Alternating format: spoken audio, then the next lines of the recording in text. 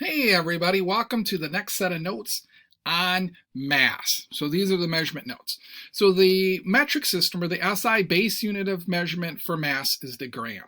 And so if you see 1 gram written out, it basically is just one space G. So if you see a G, know that it means gram. If you see an mg, know that it means milligrams. Or if you see a kg, know that it means kilograms. And if you want to estimate, a paper clip is about a gram. So if you're trying to do some estimating and figure out how big it is, if someone says, oh, it's 10 grams, think about 10 paper clips.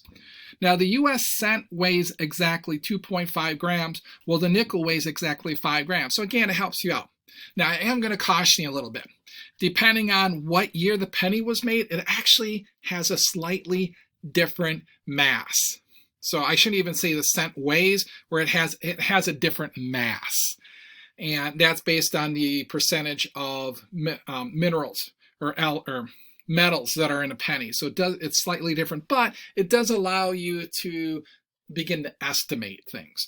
Now, you could use a triple beam balance, but in here we're actually going to use electronic balance. And the electronic balance is going to make measuring mass really easy for you.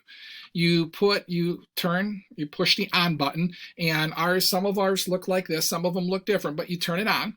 Now, if you have a number that appears to begin with, like a 0.1, sometimes there might be a little sand left on it from a prior experiment or the person who used it before you. You just hit 0 and it will re-zero it out. You put it on there and you read the numbers.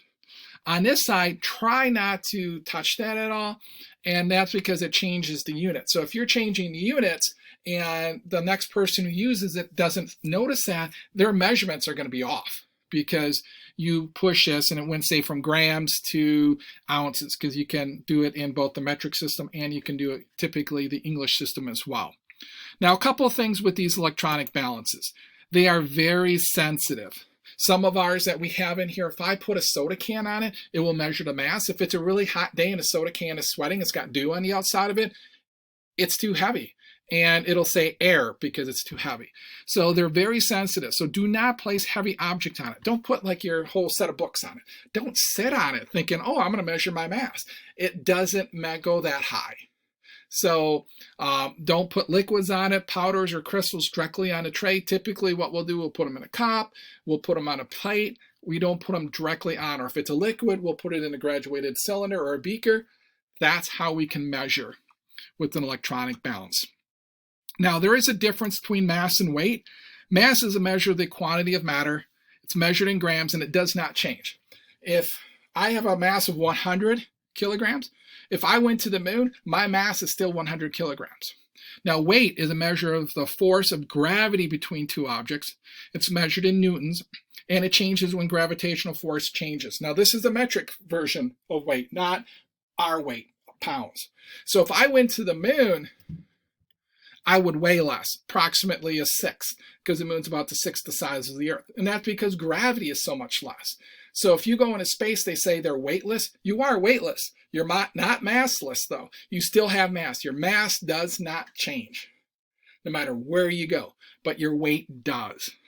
So what's the essential knowledge that you need to know about mass? Well, know the basic facts about mass. Know the abbreviations for mass. Know the basic differences between mass and weight. Be able to use an electronic balance and know what tools are used to measure mass and weight. So mass is measured with a balance, and it doesn't say in here, but weight is measured with a spring scale. And typically it's a calibrated spring scale. So just know those differences. And as always, if you have any questions, make sure you ask. Thanks.